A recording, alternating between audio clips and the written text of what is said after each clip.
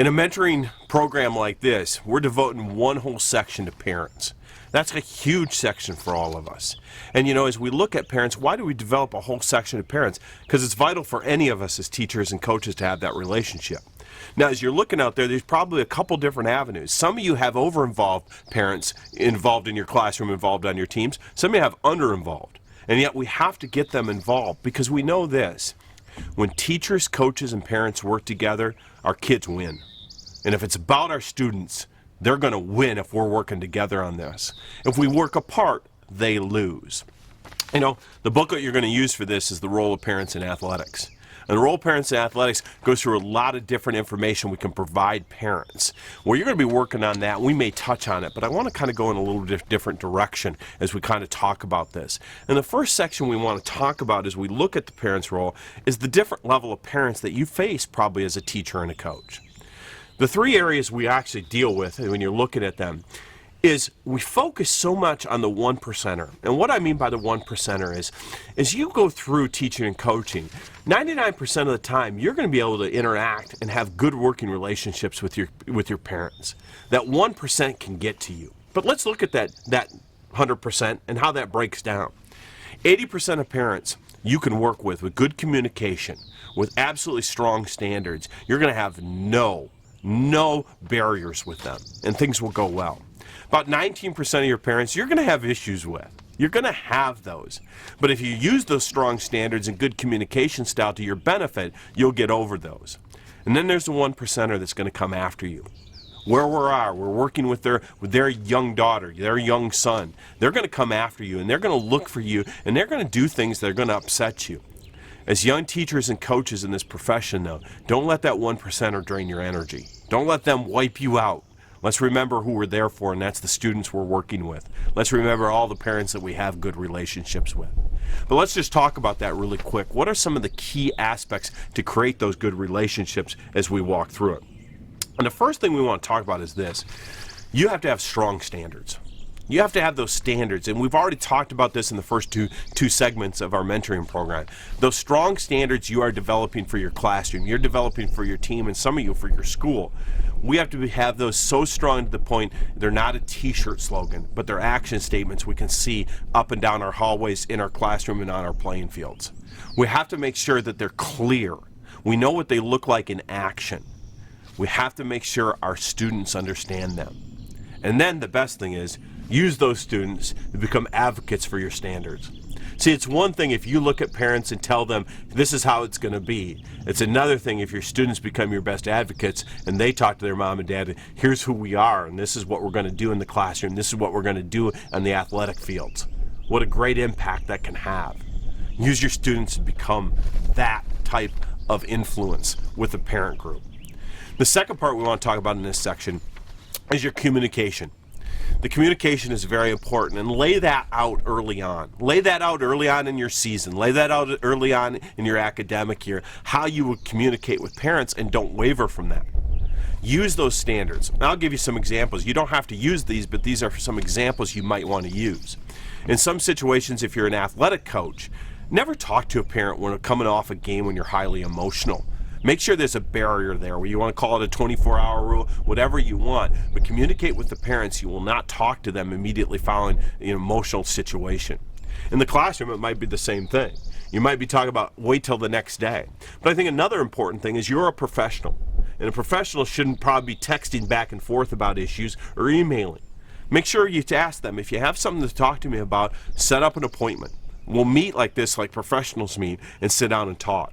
The third one I might recommend, and again, these are totally up to you, but you want to have strong ones that are in place, is to make sure you never meet with a parent without the student present. Now, there's exceptions for that, obviously. If you're talking about health issues, mental issues, you want to make exceptions for that. But why not have them there? If this is about the student, and sometimes you're going to hear this as a teacher or coach, I don't want my son or daughter to know I'm talking to you. Well, it's about them. They probably should. Have those type of standards clearly in place. And the last one I want to give in this area is make sure you've worked with your administration to know they're going to back you on your communication plan. That's so important. So talk to them, develop it, make sure that it's in place so they're not surprised by what happens. Communication, strong standards, having your students be your voice. Well, that'll allow your parent relationship to succeed.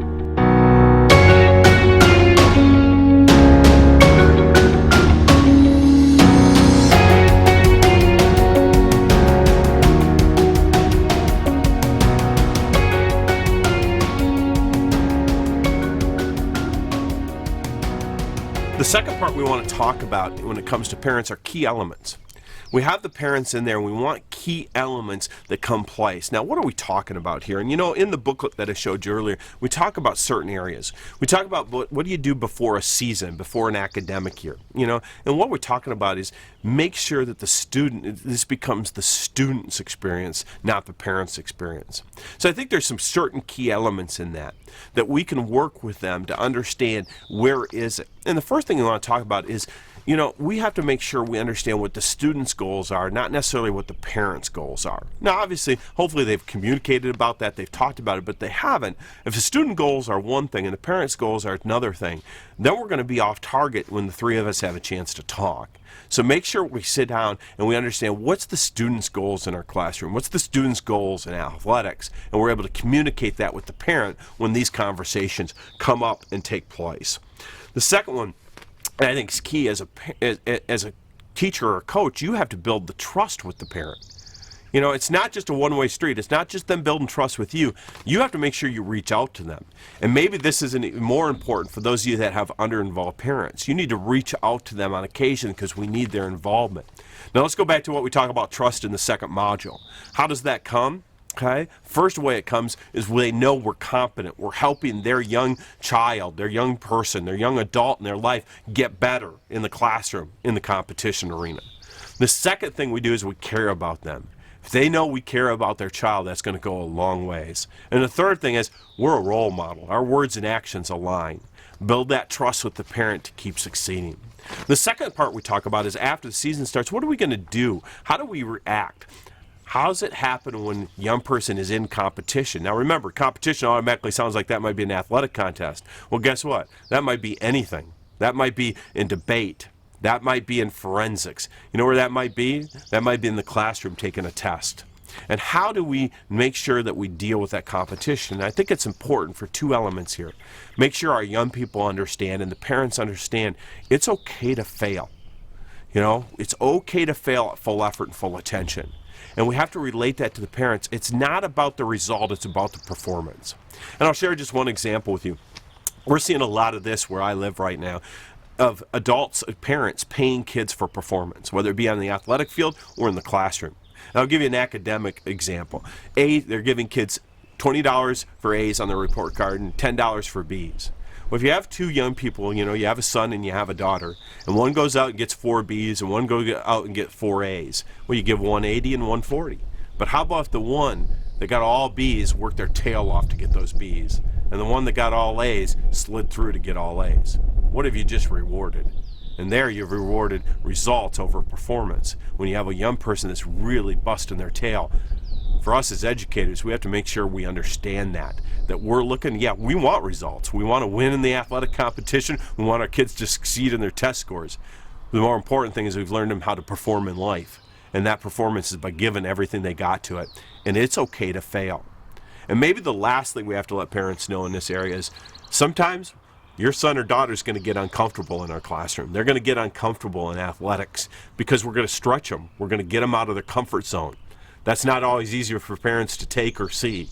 But if they trust us, if we've explained our standards and we've communicated, they'll be there. And remember, when parents, coaches, and teachers work together, miracles happen.